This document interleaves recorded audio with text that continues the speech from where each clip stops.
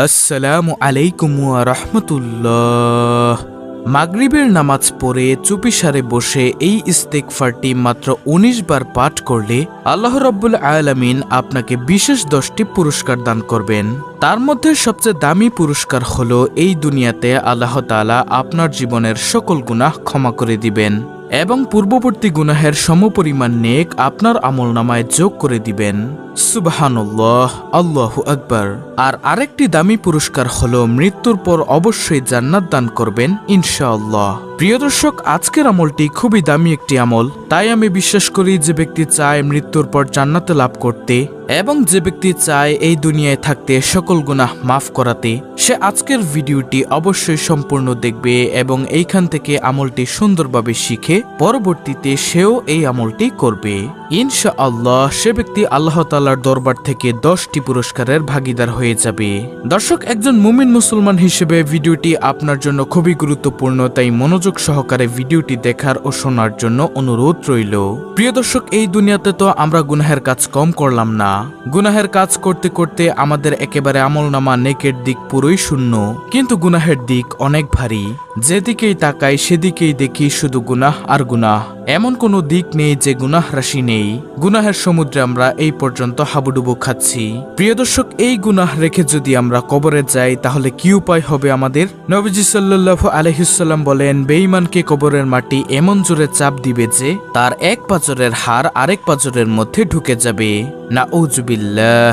আল্লাহ তাআলা এমন একটি বিষধর সাপ বেঈমানের কবরের মধ্যে দিয়ে দিবেন, যেই সাপের একটি ছোবলে 70 হাত মাটির নিচে চলে যাবে। সেখানে মৃত্যু নেই প্রিয় দর্শক, আজীবনের জন্য সে বাঁচবেও না মরবেও না, এমন কঠিন আযাব তাকে দেওয়া হবে। আল্লাহ তাআলা আমাদেরকে উক্ত আযাব থেকে বেঁচে থাকার তৌফিক দান করুক, আমিন। তো কিভাবে আমরা এই আযাব থেকে বাঁচতে পারবো? অবশ্যই বেশি বেশি তওবা ও ইস্তেগফার করার মাধ্যমে আমরা বাঁচতে পারবো। রাসূল সাল্লাল্লাহু আলাইহি ওয়াসাল্লামের হাদিসের মধ্যে বলেন, হে উম্মত, আমি নবী দৈনিক 70 বারেরও অধিক তওবা ইস্তেগফার পাঠ করি। তাহলে একটিবার ভেবে দেখুন, যে নবীর কোনো গুনাহ নেই, যেই নবী একেবারেই নিষ্পাপ, সেই নবী যদি দৈনিক 70 বারের অধিক তওবা ইস্তেগফার করতে পারে, তাহলে আমরা কেন তওবা ইস্তেগফার করতে পারি না? আপনি নিজেই ভেবে দেখুন, আপনি দৈনিক কতবার ইস্তেগফার করেন? কে আমাদেরকে বাধা দেয়? অবশ্যই শয়তান আমাদেরকে বাধা দেয়। আর শয়তানের বাধা আমরা মানব না। আমরা আজকে ইনশাআল্লাহ এই আমলের মাধ্যমে সুন্দরভাবে তওবা করব এবং জীবনের সকল গুনাহ ক্ষমা করিয়ে নিব। এই পৃথিবীতে আল্লাহ তাআলা কত বড় বড় পাপী, কত বড় বড় বেঈমানকে আল্লাহ তাআলা মাফ করে দিয়েছেন, সেটার কোনো হিসাব নেই প্রিয় দর্শক। তাই চলুন আপনাদেরকে একটি বেঈমানের ঘটনা শোনাই, যেটা একটা শিক্ষণীয় ঘটনা। হযরত আবু সাঈদ খুদরি রাদিয়াল্লাহু তাআলা আনহু এই হাদিসটি বর্ণনা করেন। এক লোক বনি ইসরায়েলের জামানার মধ্যে ৯৯ জন মানুষকে হত্যা করেছিল। বুঝতেই তো পারছেন কত বড় পাপী। সেই ৯৯ জন মানুষকে হত্যাকারী পাপী এক সময় তার দিলের মধ্যে আল্লাহর ভয় আসলো। সে বলল, হায় আফসোস, এই জীবনে তো গুনাহের কাজ কম করলাম না, এখন আর আমি গুনাহের কাজ করব না, এখন আমি খালেস নিয়তে তওবা করতে চাই। সে ব্যক্তি তওবার নিয়তে একজন ভালো মানুষ খুঁজতে লাগলো।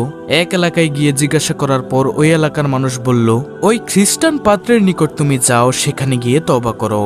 তখন ওই ৯৯ জন মানুষ হত্যাকারী ব্যক্তি এক খ্রিস্টান পাদ্রীর কাছে গিয়ে বলল, আমাকে কি আল্লাহ তাআলা মাফ করবেন? আমি তো এত বড় পাপী। তখন সেই খ্রিস্টান পাদ্রী বলল, তুমি ৯৯ জন মানুষকে হত্যা করেছ, তোমাকে আল্লাহ তাআলা মাফ করবেন না, তুমি চলে যাও। তখন সেই লোক অত্যন্ত রাগান্বিত হয়ে বলল, যদি আল্লাহ তাআলা আমাকে মাফ নাই করেন তাহলে আমি আজকে ১০০ জনে পূর্ণ করব, আমি আপনাকেও হত্যা করে ফেলব। তারপর ওই খ্রিস্টান পাদ্রীকেও সে হত্যা করলো। এখন আবার কিছুদিন যাওয়ার পর সেই লোকের অন্তরে আবার আল্লাহর ভয় আসলো। সে বলতে লাগলো, হায়রে, এই জীবনে তো কত গুনাহের কাজ করলাম, আজকে আমার তওবা করা দরকার। সে তওবার উদ্দেশ্যে আবার একজন ভালো মানুষ খুঁজতে লাগলো। এমন সময় একটি গ্রামের মানুষ বলল, অমুক জায়গায় এক আল্লাহর বান্দা আছে, তুমি সেখানে যাও, গিয়ে আল্লাহর কাছে খাঁটি তওবা করো। তারপর সকল মানুষের কথা শুনিয়া সেই ব্যক্তির নিকটে গেল। সেই ব্যক্তির নিকটে গিয়ে বলল, ইতিপূর্বে আমি ১০০ জন মানুষকে হত্যা করেছি, আমাকে কি আল্লাহ তাআলা মাফ করবেন কিনা বলুন। তখন সেই আল্লাহওয়ালা বুজুর্গ ব্যক্তি বলল, হ্যাঁ অবশ্যই, আল্লাহ তাআলা তোমাকে মাফ করবেন। শুধু তুমি একটিবার আল্লাহর কাছে গিয়ে বলবে, হে মালিক, তুমি আমাকে মাফ করে দাও, অর্থাৎ আস্তাগফিরুল্লাহ। তখন সেই ব্যক্তি বলল, অমুক জায়গায় তুমি দেখবে কিছু আল্লাহর বান্দা ইবাদত করছে, সেইখানে তুমি যাও, তাদের কাছে গিয়ে খাঁটি তওবা করো, ইনশাআল্লাহ আল্লাহ তোমাকে মাফ করবেন। তখন সেই বনি ইসরায়েলের জামানার 100 জন মানুষকে হত্যাকারী ব্যক্তি সেই জায়গায় যাওয়ার সময় পথিমধ্যে আল্লাহ তাআলার হুকুমে মালাকুল মউত আজরাইল আলাইহিসসালাম এসে পড়ল। এসে তার জানটাকে কবজ করে নিয়ে গেল। তার দেহটা মাটিতে পড়ে রইল। এখন তার জানকে নেওয়ার জন্য অর্থাৎ তার রূহকে নেওয়ার জন্য জান্নাতের একদল ফেরেশতা আসলো, আবার জাহান্নামের একদল ফেরেশতাও আসলো। জান্নাতের ফেরেশতারা কি জন্য আসলো? তারা বলতে লাগলো যে সে তো তওবা করার জন্য যাচ্ছিল, আমরা তাকে জান্নাতে নিয়ে যাব। আর জাহান্নামের ফেরেশতারা বলল সে তো এখনো তওবা করে নাই, তাই আমরা তাকে জাহান্নামে নিয়ে যাব। তারা ঝগড়া করতে লাগলো। এমন সময় আল্লাহ তাআলার তো অনেক মায়া। আল্লাহ তাআলা বললেন, হে জিব্রাইল, তুমি যাও, তুমি গিয়ে ওই ফেরেশতাদের ঝগড়া থামিয়ে দাও। জিব্রাইল আলাইহিসসালাম আসলেন, আল্লাহর হুকুমে একটি কথা বললেন। জিব্রাইল আলাইহিসসালাম বললেন, তোমরা একটি কাজ করো, একটি মাপ দাও। যদি দেখো এই মৃত্যুর জায়গাটা থেকে ওই তওবা করার জায়গাটা একটু দূরে, তাহলে জাহান্নামের ফেরেশতারা নিয়ে যাবে। আর যদি দেখো ওই তওবা করার জায়গাটা একটু কাছে, তাহলে জান্নাতের ফেরেশতারা নিয়ে যাবে। আল্লাহ তাআলার এমন মায়া, অধিকাংশ মুফাসসিরিনে কেরামগণ লিখেন সেই তওবা করার জায়গাটা একটু দূরেই ছিল, কিন্তু আল্লাহ তাআলা কুদরতিভাবে সেই তওবা করার স্থানটা কাছেই করে দিয়েছেন। সুবহানাল্লাহ। প্রিয় দর্শক, এইভাবে আল্লাহ তাআলা যুগে যুগে বহু পাপীকে ক্ষমা করে দিয়েছেন। অতঃপর জান্নাতের ফেরেশতারা ওই 100 জন মানুষকে হত্যাকারী ব্যক্তির লাশটা নিয়ে গেল। তো প্রিয় দর্শক, চলুন আমরা জেনে নেই কোন আমল কিভাবে করলে আল্লাহ তাআলা আমাদের জীবনের সকল গুনাহ ক্ষমা করে দিবেন। সে আমলটি করার জন্য আপনাকে মাগরিবের নামাজের পর সুন্দরভাবে এক ধ্যানে বসতে হবে, অথবা এটি আপনি তাহাজ্জুদ নামাজের পরও করতে পারেন। তারপরে মাগরিবের নামাজের পরে এক ধ্যানে বসে সর্বপ্রথমে নবী সাল্লাল্লাহু আলাইহি ওয়াসাল্লামের উপর কয়েকবার দুরূদ শরীফ পাঠ করতে হবে।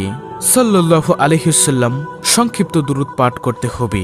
তারপরে 19 বার আপনাকে পড়তে হবে এই ছোট্ট ইস্তেগফারটি, যেটি হলো আস্তাগফিরুল্লাহ রাব্বি মিন কুল্লি জামবি ওয়া আতুবু ইলাইহি লা হাওলা ওয়ালা কুওয়াতা ইল্লা বিল্লাহিল আলিয়্যিল আযীম। প্রিয় দর্শক, আমি আবার বলছি, আস্তাগফিরুল্লাহ রাব্বি মিন কুল্লি জামবি ওয়া আতুবু ইলাইহি লা হাওলা ওয়ালা কুওয়াতা ইল্লা বিল্লাহিল আলিয়্যিল আযীম। অর্থাৎ আমি আল্লাহর কাছে ক্ষমা চাই আমার সব পাপের, আমি তার কাছে ফিরে আসি। আল্লাহর সাহায্য ছাড়া গুনাহ থেকে বাঁচার কোনো কাজ করার কোনো শক্তি নেই। এটি আপনি 19 বার পাঠ করবেন। তারপরে আবার নবী সাল্লাল্লাহু আলাইহি ওয়াসাল্লামের উপর কয়েকবার দুরূদ শরীফ পাঠ করবেন সাল্লাল্লাহু আলাইহি ওয়াসাল্লাম। এইবার তওবার নিয়তে মোনাজাতে আল্লাহর কাছে দুইখানা হাত তুলিয়া আল্লাহর কাছে জীবনের সকল গুনাহের জন্য ক্ষমা চাইবেন। ইনশাআল্লাহ জীবনের সকল গুনাহ আল্লাহ তাআলা ক্ষমা করে দিবেন, কারণ হলো আপনি তওবা করেছেন। নবীজি সাল্লাল্লাহু আলাইহি ওয়াসাল্লাম বলেন, যে ব্যক্তি তওবা করে আল্লাহ তাআলা তার পূর্ববর্তী গুনাহের সমপরিমাণ নেক তার আমলনামায় যোগ করে দেন এবং জীবনের সকল গুনাহ মাফ করে দেন। আল্লাহু আকবার। এছাড়াও আল্লাহ তাআলা আপনাকে আপনার রিজিকের পেরেশানি দূর করে দিবেন, সকল সংকট দূর করে দিবেন, আপনার অন্তরের মধ্যে ঈমানের নূর দান করবেন, আমলের মধ্যে বরকত দান করবেন, আল্লাহ তাআলার প্রিয় বান্দা হিসেবে কবুল করবেন, শয়তানকে আপনার থেকে দূরে সরিয়ে দিবেন, নেক সন্তান দান করবেন। অবশ্যই যদি তওবার মতো তওবা করতে পারেন, মৃত্যুর পর ইনশাআল্লাহ আল্লাহ তাআলা যদি চায় আপনাকে জান্নাতুল ফেরদৌস নামক উচ্চ মাকাম দান করবেন ইনশাআল্লাহ। তো এই ছিল আমাদের আজকের ভিডিও, অত্যন্ত গুরুত্বপূর্ণ একটি ভিডিও। ভিডিওটি ভালো লাগলে অবশ্যই চ্যানেলটিকে সাবস্ক্রাইব করে পাশে থাকা বেল বাটন অল বাজিয়ে দিবেন।